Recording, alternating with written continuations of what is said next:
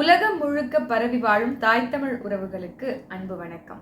தமிழ் முழக்கம் மூச்சை இழக்கலாம் பேச்சை இழக்கலாமா வலையொலிக்கு மீண்டும் ஒரு காணொலியில் உங்கள் எல்லோரையும் அக்கா குளோரி அவர்களோட சந்திப்பதில் மகிழ்ச்சி. அக்கா வணக்கம். வணக்கம். இன்னைக்கு நம்ம முக்கியமான ஒரு சப்ஜெக்டை பேசுறதுக்கு வந்திருக்கோம். அதை பற்றி என்ன அப்படின்றத முன்னோடியாக நம்ம நம்மளுடைய பார்வையாளர்களுக்கு சொல்லிடலாம்.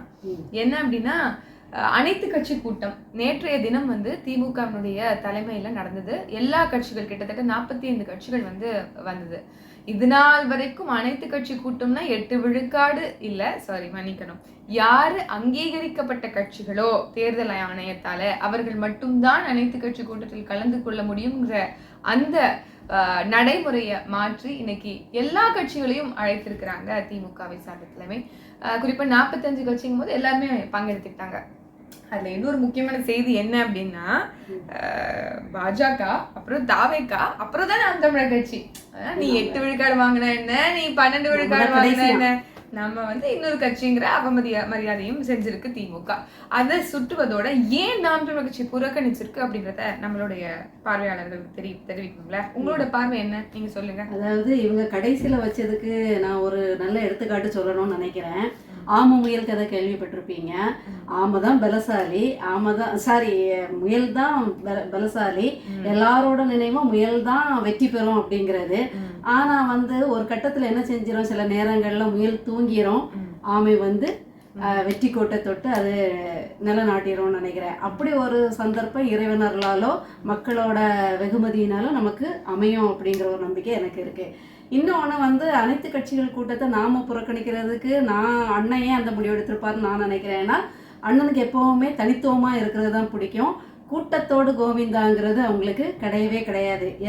இவ்வளோ நாள் நீங்கள் வரலாறு எடுத்து பார்த்தீங்கன்னா, கட்சி ஆரம்பித்த பிறகு பார்த்தீங்கன்னா, அண்ணன் இயங்குறது எல்லாமே தனித்துவமாக தான். ஆர்ப்பாட்டமாகட்டும், இல்லைன்னா பொதுக்கூட்டங்களாகட்டும், என்னதான் இருக்கட்டும், எதுவாக இருந்தாலும் தான் தனித்து நின்று முத்திரை பதிச்சு தான் அவருக்கு பழக்கம்.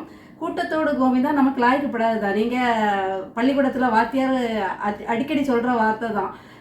கேள்வி கேட்டால் எல்லாரும் கூட்டமாக சொல்லுவாங்க. அப்போ அவர் என்ன சொல்லுவார், டே இந்த கூட்டத்தோடு கோவிந்தெல்லாம் வேணாம், எனக்கு ஒழுங்காக பதில் சொல்லுங்க ஒருத்தராம்பார். அது மாதிரி நாம தனிச்சு நின்று சாதிச்சு காட்டுவோம். நீங்க அப்படின்னு நினைக்கிறீங்க. எனக்கு ஒரு சில விஷயங்கள் இருக்கு, அதை நான் சொல்லிடணும்னு நினைக்கிறேன். ஏன் நம்ம நாம் தமிழர் கட்சி இந்த திமுகவின் தலைமையில் நடக்கக்கூடிய அனைத்து கட்சி கூட்டத்துக்கு கலந்துக்கல அப்படின்னா, நாம் தமிழர் கட்சி ஒருபோதும் திமுகவை நம்புவதாக தயாராக இல்லை அப்படிங்கிறது தான் முதன்மையான காரணம். இந்த தொகுதி மறுசீராய்வு அப்படிங்கிற இந்த விவாத பொருள் என்பது 2023 தொடங்குச்சு. அப்போதும் எங்களுடைய தலைமை ஒருங்கிணைப்பாளர் இந்த தமிழ்நாட்டில் இருக்கக்கூடிய கட்சிகளுக்கு மத்தியில் ஒரே ஒரு ஆளுமையாக என்ன சொல்லியிருந்தாங்க அப்படின்னா, நாம் தமிழர் கட்சியோட ஆட்சி வரைவு எடுத்துக்கோங்க, 30 கோடி மக்கள் தொகைக்கு இருந்த அதே நாடாளுமன்ற உறுப்பினர்களுடைய பிரதிநிதித்துவம் இன்னைக்கு 130 கோடி மக்கள் ஆன பிறகும் இருக்குதுங்கிறது ரொம்ப ரொம்ப இம்பேலன்ஸ். அது சமச்சீர் கிடையாது அப்படிங்கிறத உணர்த்தி எங்களுக்கு 6 சட்டமன்றம் ஒரு நாடாளுமன்றமா இருக்கிறதை மாற்றி 3 சட்டமன்றம் ஒரு நாடாளுமன்றமாக மாற வேண்டும் அப்படிங்கிற கருத்தை நம்மளோட வரைவில் நம்ம பதிவு செஞ்சிருக்கோம். அதே மாதிரி பெண்களுக்கான தனி தொகுதிகள் உருவாக்கப்பட வேண்டும் என்று நம்ம சொல்லியிருக்கிறோம். அதே மாதிரி இப்போ எப்படி தனி தொகுதிகள்லாம் இருக்குன்னா, இப்போ டீலிமிட் பண்ணும்போது இன்னும் குறையும், இன்னும் தனி தொகுதிகளுக்கான அங்கீகாரம் பிரதிநிதித்துவம் எல்லாம் குறையும் அப்படிங்கிறதுடைய அச்சத்தை எல்லாம் விளங்கி கொண்டு அவர்களுக்கான தனித்தனி பிரதிநிதித்துவம் இருக்கணுங்கிறதுக்கான இந்த 3 சட்டமன்றம் ஒரு நாடாளுமன்ற தொகுதியாக மாறணுங்கிறதெல்லாம் நம்ம குறிப்பிட்டிருந்தோம். இன்னொன்னு என்ன அப்படின்னா, திமுகவை நம்புறதுக்கு நம்ம தயாரா இல்லை. ஏன்னா 2016 ஜிஎஸ்டி வந்த போது இதே திமுக என்ன பண்ணுது அப்படின்னா, போய் அதற்கு ஆதரவாக ஒன்றிய அரசு கொண்டு வந்த திட்டத்துக்கு ஆதரவாக கையெழுத்திட்டு வந்தது நம்மளுடைய திமுக. அதே மாதிரி நம்ம என்ஐஏங்கிறது மாநில சுயாட்சிக்கு எதிரான ஒரு சட்டம், அதை ஆதரித்து இவர்கள் கையெழுத்து போட்டிருக்கிறாங்க. அதே மாதிரி இவர்கள் பாஜக கொண்டு வந்த எல்லா விஷயங்களும் மறைமுகமாக ஏற்றுக்கொண்டிருக்கிறார்கள். இப்ப ராமர் கோயில் கட்டக்கூடிய திட்டம் எடுத்துக்கோங்க, அது சிவில் கேஸ்ல தீர்ப்பு வந்ததுக்கு பிறகு அவங்க என்ன சொல்றாங்க அப்படின்னா, பரவாயில்ல, நம்ம எல்லாருமே மத நல்லிணக்கத்தை பேணக்கூடியவர்களாக இருக்கிறோம் அப்படிங்கறனால இந்த தீர்ப்பை நம்ம ஒத்துக்கணும், நம்ம ஏற்றுக்கணும் அப்படின்னு சொன்னதுதான் நம்மளுடைய என்ன சொல்றது, சிறுபான்மையின் பாதுகாவலர் மரியாதைக்குரிய திமுகவை சேர்ந்த இன்றைய தலைவராக இருக்கக்கூடிய முதலமைச்சராக இருக்கக்கூடிய ஐயா ஸ்டாலின் அவர்கள். இப்படியாக இவர்கள் பல இடங்கள்ல பாஜகவினுடைய பாசிச போக்கிற்கு கை குலுக்கியவர்கள் அப்படிங்கிறது மறைமுகமாக பல அரசியல் திட்டங்களுக்கு இவர்கள் பக்கபலமாக உயிர் துணையாக உற்ற துணையாக இருந்திருக்கிறார்கள். இன்னும் சொல்ல போனா ராமராட்சியின் நீட்சி தான் திமுகவினுடைய ஆட்சின்னு சொன்னவங்க தான் இந்த திமுக வச்சு நடத்துறவங்க. அப்ப இவங்களெல்லாம் நம்ம எப்படி நம்புறது அப்படிங்கிறது தான் நம்ம இங்க குறிப்பிட வேண்டியதா இருக்கு. அதனால இவர்களை நம்புவதற்கு நாம் தயாராக இல்லை. இன்னும் சொல்ல போனா ஒரு தடவை சிஏஏக்கு எதிர்த்து அன்னைக்கு வந்து சோனியா காந்தி அம்மையார் வந்து நாடாளுமன்ற அங்க டெல்லியில வந்து அனைத்து கட்சி கூட்டுறாங்க. இங்க காங்கிரஸுக்கும் திமுகவுக்கும் லோக்கல் பாடியில சீட் ஷேரிங்ல வந்து சீட் பிரிக்கிறதுல வந்து ஒரு மனக்கசப்பு, இதனால இவங்க புறக்கணிக்கிறாங்க அந்த அனைத்து கட்சி கூட்டத்தை. இப்படியாக செய்திகள் எல்லாம் இருக்கும்போது இவங்க என்ன ஆனா உன எதை வேணாலும் போட்டுக்கோங்க, நம்ம டேஷ்ன்னு நம்ம போட்டுறோம்னு வச்சுக்கோங்களேன். இதுக்கு ஒரு விளம்பரத்துக்காக நான் சொல்றேன், விளம்பரத்துக்காக எதற்கு இப்படியான ஒரு கூட்டத்தை போடணும்? நீங்க வந்து உண்மையும் நேர்மையுமாக மக்கள் மன்றத்துல எது எங்களுக்கு தேவை எது எங்களுக்கு தேவையில்லைன்னு இது வரைக்கும் நாம தடுத்து நிறுத்தி இருக்கக்கூடிய திட்டங்களே எண்ணற்றவையாக இருக்குது. 8 வழிச்சாலையாக இருக்கட்டும், நம்ம மீத்தேன் திட்டமாக இருக்கட்டும், இல்ல காட்டுப்பள்ளி துறைமுகமா இருக்கட்டும், 800 அனல்மின் நிலையமாக இருக்கட்டும், இல்ல பேனா சிலை அமைப்பதாக இருக்கட்டும், இப்படி எல்லா வகையும் நாம் தமிழர் கட்சி நீட் வர வேண்டாம்னு இருக்கிறதா இருக்கட்டும். இவங்க என்ன சொன்னாங்க, எல்லாரும் நம்ம இப்ப கூட என்ன சொல்றாங்கன்னா, நம்ம நிறைய பிரதிநிதிகள் இருந்தால்தான் நீட்டு போன்றதை நம்ம வந்து தடுக்க முடியும் அப்படிங்கிறாங்க.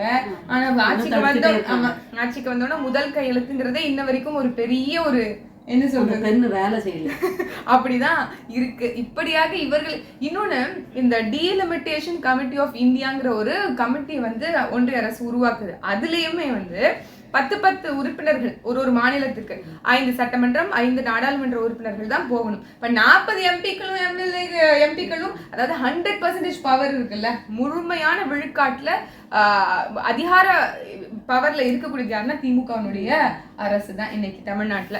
அப்படி இருக்கும்போது இவர்களால கட்டாயம் போய் அவர்கள் வலிமையாக எதிர்க்க முடியும். மாறாக அவங்க அங்க மேசை தட்டுவதும் தீர்மானம் போட்டு தூங்குவதுமாக இருந்தார்கள் அப்படின்னா நமக்கு ஒருபோதும் நமக்கான தீர்வு வராதுங்கிறது நமக்கு புரியுது. அதை நாங்க மக்கள்கிட்டயே சொல்லிட்டு நமக்கான தீர்வுக்கான வேலைகளை பார்ப்போம். அரசியல் மாற்றம் ஒன்றுதான் நமக்கு இதற்கு அடிப்படையாக இருக்குது அப்படிங்கிற உணர்வையும் நம்ம சேர்த்து மக்கள் மத்தியில எழுப்போம்.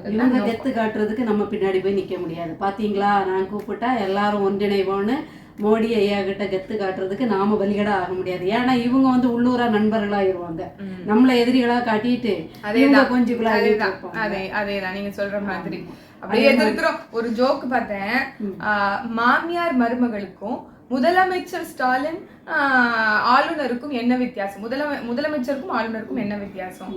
அதாவது முதலமைச்சர் வந்து ஆளுநர் டீ விருந்துக்கு போக மாட்டாரு, ஆளுநர் வந்து சட்டமன்றத்துல முதலமைச்சர் எழுதிருக்கக்கூடிய உரைகள் எல்லாம் வந்து படிக்க மாட்டாரு. ஆனா வந்து மாமியார் மருமகள் சண்டையில வந்து மாமியாரும் மருமகளும் சண்டை போடும்போது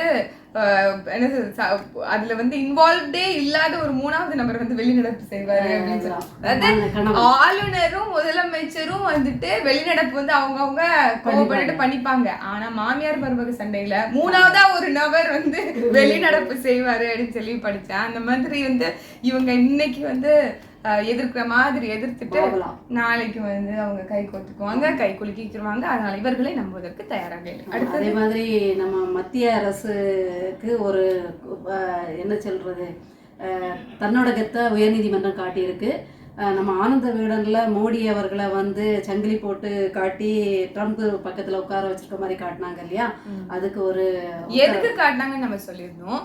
நம்மளுடைய நாட்டு மக்கள் எல்லாம் வந்து அங்க இருந்து சிறைப்பிடிக்கப்பட்டு நாடு கடத்தப்பட்டு இங்க வந்து அனுப்பப்பட்டு இருந்தாங்க. அது எவ்வளவு கொடூரமாக குற்றவாளிகள் போது கைவிலங்குகள் எல்லாம் விட்டு அப்படின்ற செய்திகள் எல்லாம் பரவுச்சு. அப்போ நம்ம என்ன சொல்றோம் அப்படின்னா, இல்லை அது வந்து விகடன் வந்து என்ன சொல்லுச்சு அப்படின்னா, அப்படி கேலி சித்திரங்கள் வந்து பல பேர் வந்து ஊடகங்கள்ல போட்டிருக்கிறாங்க. அப்படி இன்னைக்கு போட்டதுக்காகவே வந்து விகடனை வந்து முடக்கினது, டிஜிட்டல் மீடியாவை முடக்கினதுலாம் ரொம்ப ரொம்ப பெரிய குற்றம். அப்படிங்கறதுனால இன்னைக்கு உயர்நீதிமன்றம் என்ன தீர்ப்பு கொடுத்திருக்குன்னா, அது அந்த இதை வந்து தடை நீக்கணும்னு சொல்லியிருக்காங்க. அது வரவேற்கத்தக்கது.